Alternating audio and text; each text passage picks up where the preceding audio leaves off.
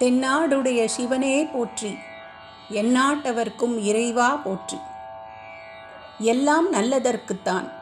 ஒரு மரத்திலே புஷ்பத்திலிருந்துதான் காயும் பழமும் உண்டாகின்றன. புஷ்பமாக இருக்கும்போது மூக்குக்கும், பழமாக இருக்கும்போது நாக்குக்கும் ரசமாக இருக்கின்றன. பழம் நல்ல மதுரமாக இருக்கிறது. இந்த மதுரம் வருவதற்கு முன்பு எப்படி இருந்தது? பூவில் கசப்பாகவும், பிஞ்சில் துவர்ப்பாகவும், காயில் புளிப்பாகவும், பிறகு மதுரமாகவும் ஆகிறது. மதுரம் என்பதுதான் சாந்தம்.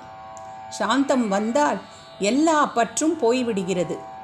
பழத்தில் மதுரம் பூராவாக நிரம்பிய உடனே கீழே விழுந்து விடுகிறது.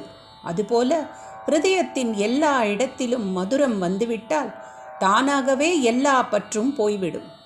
புளிப்பு இருக்கும் வரை பற்று இருக்கும்.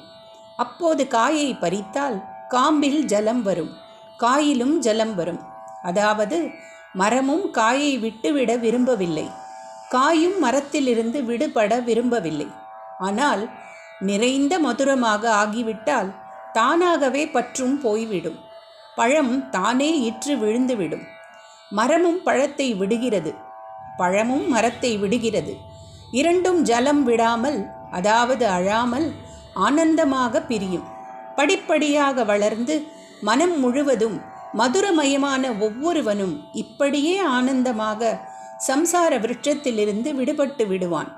பழமாக ஆவதற்கு முன் ஆரம்ப தசையில் எப்படி புளிப்பும் துவர்ப்பும் வேண்டி இருக்கின்றனவோ அதுபோல காமம், வேகம், துடிப்பு எல்லாமும் வேண்டியவைதான் போலிருக்கிறது. ஹரஹர சங்கர, ஜெய ஜெய சங்கர.